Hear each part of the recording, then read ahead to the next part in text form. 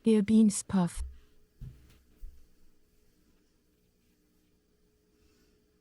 Jepte, Kieltour. Hello guys, so ngayong araw na to, may schedule ako for OI-10 para sa residential ID namin.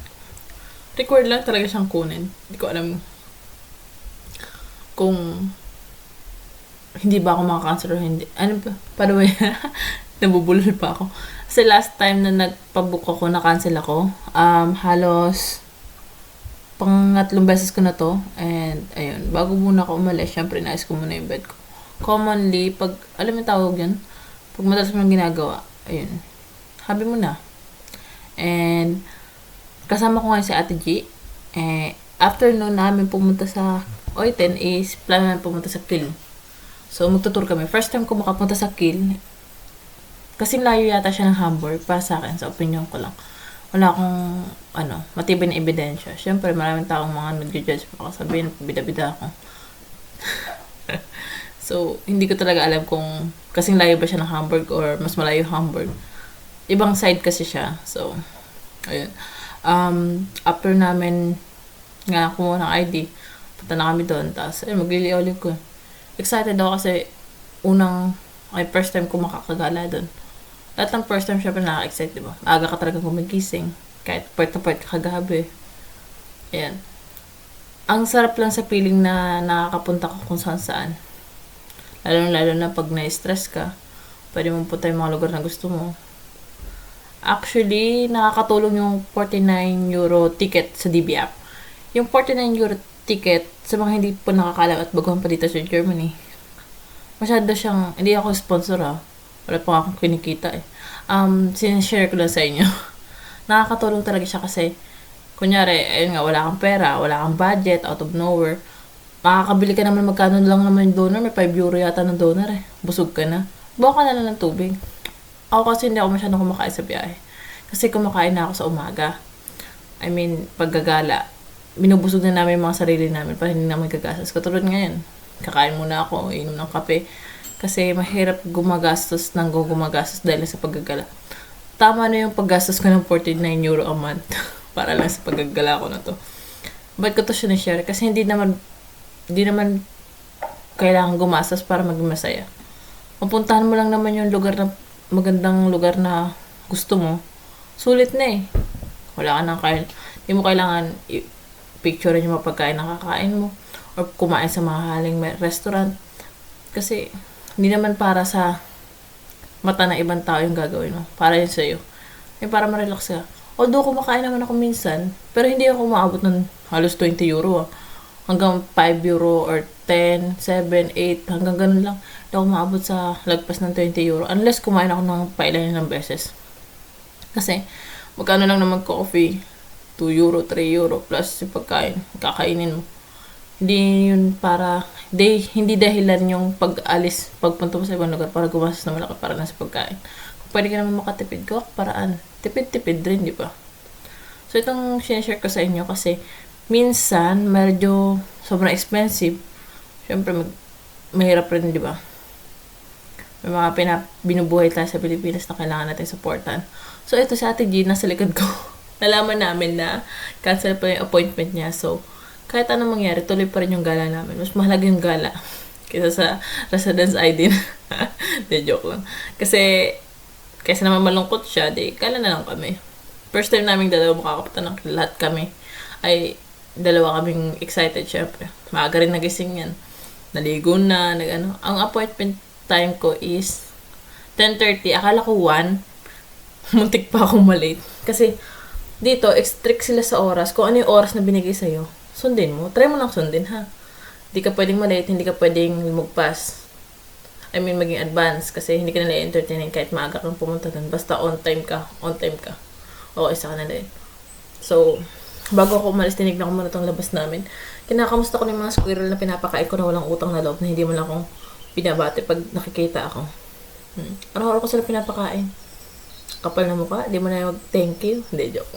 So, kaya ako ginagawa yun kasi hindi ko papakita ko sa inyo kasi paano ko sila bigyan ng mga nuts. Kasi, hindi naman siguro sila masyadong nakakanap ng pagkain sa lugar na to. Feeling ko lang. Kasi hindi naman, wala akong naman ako nakikitang walnut tree. O di ko lang alam kung may walnut tree talaga dito. Nakakatakot kasi maglibot-libot, lalo sa mga pero puno na may yun, na maaraw side na. na yun.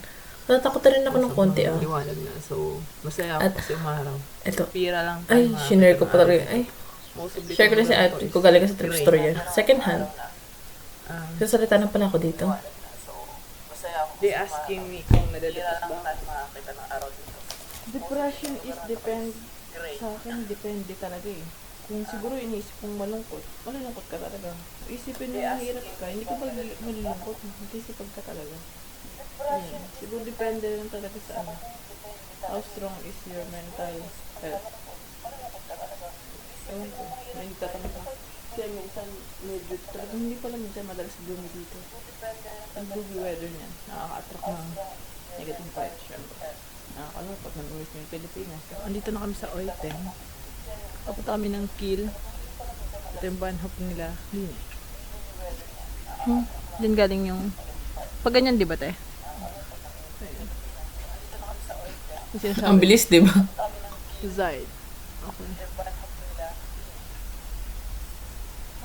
Andito na kami ngayon sa van hop kasi 20 minutes late yata.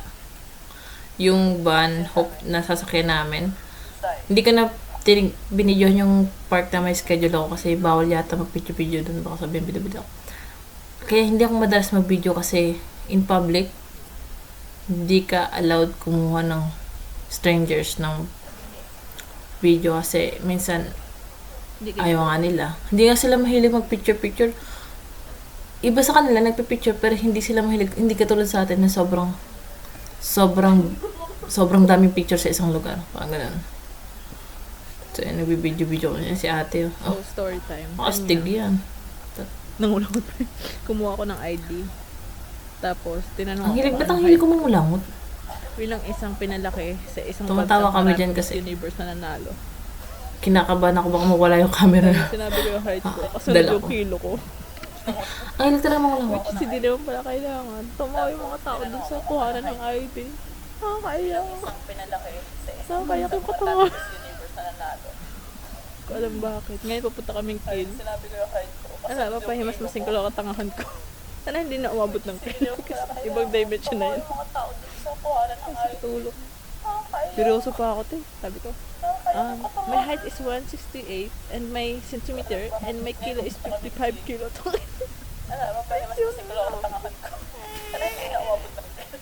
Ibang dimension na yun.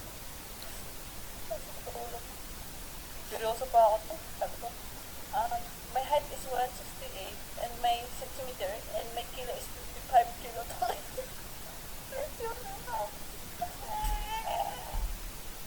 So, na-realize ko na pwede pala akong video-video dito. Nahiya ako sa part na yun kasi may nakatingin sa akin sa kabilang route. Kabilang truck, basta kabilang side.